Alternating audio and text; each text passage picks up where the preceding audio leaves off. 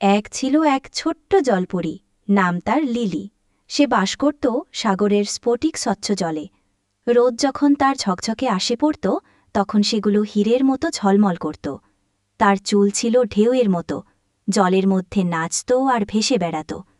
Lily ছিল ভীষণ কৌতূহলী, সারাক্ষণ সাগরের বিস্তৃত রাজ্য ঘুরে ঘুরে দেখত। একদিন তার বন্ধুদের কাছ থেকে সে শুনল এক মনোরম প্রবাল প্রাচীরের কথা, যা সিউইড মিডো আর ডলফিন বের পরেই অবস্থিত। বলা হতো সেখানে এমন সব রং আর জীবজন্তু আছে যা সে কখনও দেখেনি। রোমাঞ্চে ভরা অভিযানে যাওয়ার সিদ্ধান্ত নিল লিলি। ব্যাকপ্যাক প্রস্তুত করল, চুল আঁচড়ানোর জন্য একটি চিরুনি, সাগরের একটি মানচিত্র আর মায়ের দেওয়া একটি ভাগ্যবান ঝিনুকের হার। সে রওনা দিল সকালে, যখন সমুদ্র শান্ত ছিল আর সূর্য ওঠা শুরু করেছে। আকাশকে রাঙাচ্ছে কমলা আর গোলাপি আভায়। পথে ছোট মাছেরা তাকে আনন্দের শব্দে অভিবাদন জানাল, আর কচ্ছপেরা তাদের ফিন দিয়ে বন্ধুত্বপূর্ণ ভঙ্গিতে হাত নাড়ল। সিউইড মিডোর ভিতর দিয়ে যাওয়া ছিল যেন সাগরের নিচের একটি জঙ্গল পার হওয়া। লম্বা আগাছাগুলো ঢেউয়ের সঙ্গে দুলছিল। লিলি আনন্দে নেচে চলল, কখনো থেমে ছোট কাকড়ার বাবল দিয়ে খেলা দেখা শুরু করল। যাত্রায় সে পৌঁছাল ডলফিন বেতে, যেখানে তার বন্ধু স্যামি ডলফিন বাস করত। তুমি তো যাচ্ছ প্রবাল প্রাচীর দেখতে, উত্তেজনাই বলল স্যামি। এসো, আমি কিছুটা পথ দেখিয়ে দিই। পথ হারিয়ে ফেলা খুব সহজ। লিলি হেসে সম্মতি দিল। স্যামির চমৎকার লাফালাফি আর ঘূর্ণনের খেলা দেখে তার মনে আনন্দ উপচে উঠল। বন্ধু সঙ্গে থাকলে যে যাত্রা আরও মধুর হয়, তা লিলি টের পেল। ডলফিন বের শেষ প্রান্তে পৌঁছে স্যামি মজা করে হাত নেড়ে বিদায় জানাল।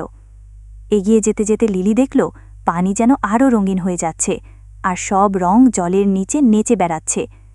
শেষমেশ সে পৌঁছাল প্রবাল প্রাচীরে। জায়গাটা ছিল একেবারে জাদুর মতো। প্রবালের রং যেন এক শিল্পীর প্যালেট, গোলাপি, বেগুনি, নীল, কমলা সবই ঝকঝকে। প্রবালের ফাঁক দিয়ে মাছেরা সাঁতরে চলেছে, এক একটা এক এক রঙের, এক এক রকমের। কেউ সূর্যের মতো হলুদ, কেউ ফুলের মতো বিন্দুযুক্ত। লিলি বিস্ময়ে দেখল তারা কেমন করে তার চারপাশে ঘুরছে, যেন জীবন্ত রংধনু তৈরি করছে। প্রবালের মাঝে সে এক বুড়ো জ্ঞানী কচ্ছপ দেখল। সে হাসি মুখে বলল, স্বাগতম লিলি, সমুদ্রের সবচেয়ে শান্ত জায়গায়। তখন লিলি বুঝল এই প্রবাল প্রাচীর শুধু সুন্দর নয়, এটি ছিল সমস্ত সাগর প্রাণীর জন্য এক শান্তির আশ্রয়। সেই প্রশান্ত পরিবেশে সে তার পুরো যাত্রার জন্য কৃতজ্ঞতা অনুভব করল।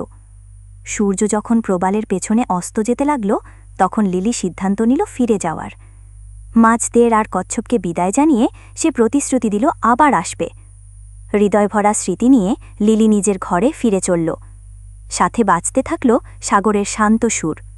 বাড়ি ফিরে সে ঘুমিয়ে পড়ল মিষ্টি স্বপ্নে, যেখানে ছিল তার পরবর্তী অভিযান আর সেই রঙিন শান্ত প্রবাল প্রাচীর। আর এভাবেই লিলি শিখল একটি মূল্যবান শিক্ষা। গন্তব্য যেমন মূল্যবান, যাত্রাও ঠিক তেমন।